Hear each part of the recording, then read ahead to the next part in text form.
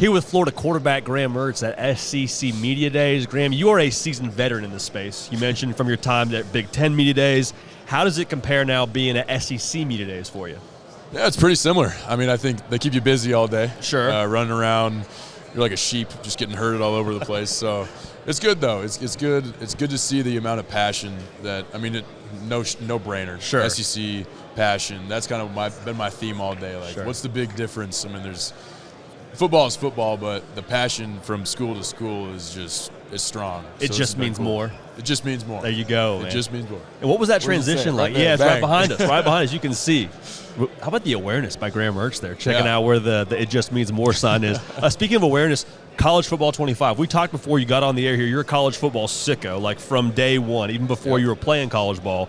Have you had a chance to play the game yet? And are you satisfied with your rating? So, yes, I played the game twice. I played the game. We had a little team event. Nice. And I just got done playing Danny Warfel in the back room. How was that? Beat him 14-6.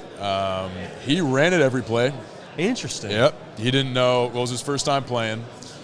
I haven't played video games in a while, so I'm getting back into the flow of it. Fair. I'm about to have to put the controllers up in about a week and a half. Sure. But it's fun, man. Yeah. I mean, I grew up playing it, played it with my dad. Like, we'd get home, he'd make dinner, we'd go on the game and play 2 games, and like that's how I grew up. Sure. Like, we were talking, like, I just grew up a fan of college football, like back in the days where I think I had I don't even know when the first year was of it, but I had it all the way up to 14. I had 14 in my dorm room my freshman year of college. I was playing in there, a little road to glory. But it's a blessing that it came back. It's incredible, and man. I got to figure out a way to convince my teammates to stop playing it when the season comes around. Sure. Just to get back into it. But no, it's a good thing for college football. 100%, man. What's it been like going into this season? Because hearing Coach Napier at the podium talking about the way y'all have attacked the work and just kind of the edge this team has, describe that from a locker room point of view and for you being one of the leaders of that locker room.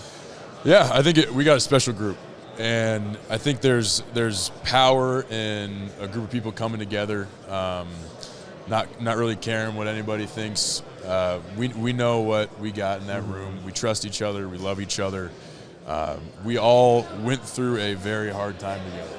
I mean, you end the season, you lose 5 games in a row. Like, that's hard stuff, especially in today's day and age in college football. So I think you got a group of guys where you got young guys coming back that maybe it was their first time playing last year. And now they have that newfound sense of urgency on how I got to prepare my body, my mind with the playbook, everything for the season when it comes. So they've been doing that since January. And then I think we had, someone said 13, I think it's 13 transfers came in, and it's a strong 13. It's 13 guys that know what it takes to win. They care about the team. They're great leaders. And, I mean, they came in, hit the ground running, and they've been rolling ever since. So it's a fun team to be a part of right now. It's a really fun team. I got to ask you this because you mentioned kind of the end of the season and going through hard things. Is there a feel within the team that, like, hey, maybe a little bit disrespected? Like, there's a lot of noise on the outside, and everybody gets social media is what I say, that, everybody can have a Twitter account. Is there a disrespected feel in Gainesville right now? I mean, the thing is, you are what your record says the year before. We went 5-7, and that's what we were. We were not a fundamentally sound football team. We didn't execute in certain games, and that's why we were 5-7. Like, that's our record. That's what we were. But that's not what we are right now. And that's the thing where, like, people can write the story as much as you want, but the ball is going to be put down. It's going to be put down on the grass, and there's going to be ball games played. And then that's when, as a team, you have the opportunity to write your own story. So, I mean, it's kind of like a double-edged sword. Like, yeah, that's what we were, but that's not what we are. And I think that's one thing that Gator Nation, they're very passionate, and everybody just wants to win. I think that's what it comes down to. Like, you compete at this game, you play this game to win football games. And I love I got a question today. It was like, what's your expectation for your record this year?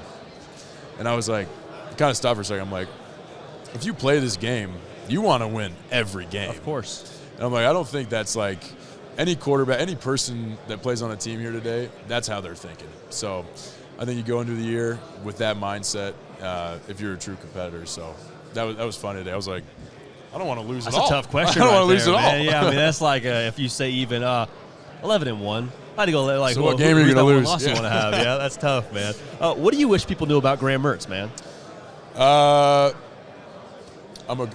My whole team would just be like, he's a goofball. Like, I think growing up with two older sisters, I was always the young, kind of squirrely one. I just care about people.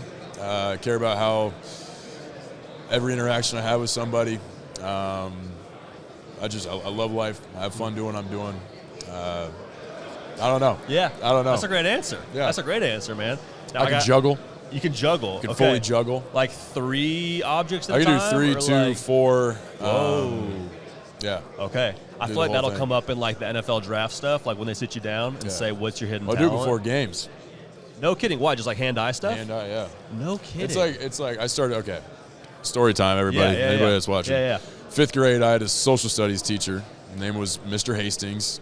The first 15 minutes of every class, we would juggle. And if you didn't drop them, you'd keep going. And then you wouldn't have to go. You wouldn't have to do class that day because everybody was counting your reps. So that's where we would just keep repping out juggling for the entire class. And it got to like the end of the semester, and he was like, "All right, we got to have class." So that's where I started juggling. Graham 5th Mertz, grade. certified athlete. Certified That's athlete. what's up, man. That's what's up. I got a question for you here. A big talking point across media days, everyone's, people like me have a microphone and we do lists and we do rankings, and a big talking point is like, hey, who's the best quarterback in the SEC? Unbiased, where would you put yourself?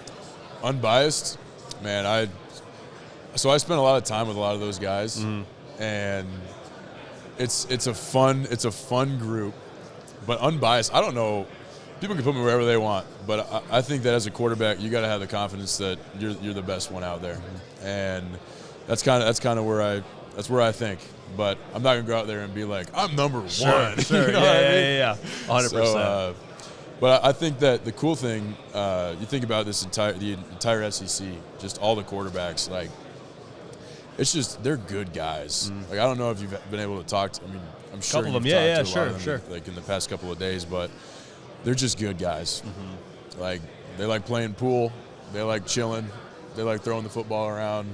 I'm not a big fisher or hunter, but there's a lot of them. So I think in the end, it's just like they're just good humans. But It's can pretty they cool. juggle? I don't know. But they can't juggle. I'm not sure. Last question here. Who is the most football dude on Florida's roster? You know when I say football dude, like Football like guy. eats smelling salts or something crazy like that, or like headbutts. I don't think you should eat smelling salts for anyone watching. I think that's All right, I got one for you. Yeah, hit me with it. And tell me So we why, got a few too. football guys, Hit me with but it. the number one definition of a football guy, Joey Slackman. This guy comes from Penn. Yeah. You open his locker up, he's got 3 different smelling salts. He'll go Friday mornings, like it's just a Friday morning and we're squatting. But that's like the identity of our team is we squat low and we squat powerful. Yeah. Joey will walk in like the only person with like the full Rambo eye black headband on, like just loves the work. And yeah, he is a football guy. That fires me up. Ivy League, we're out here. Ivy we're out League. here, baby. Yeah, he's SEC now. Let's go. He's SEC. He's big time. He's SEC. Let's go. Graham Mertz, quarterback for Florida, juggler, football sicko. Man, we appreciate your time so much. Appreciate you. Thanks, That was brother. fun.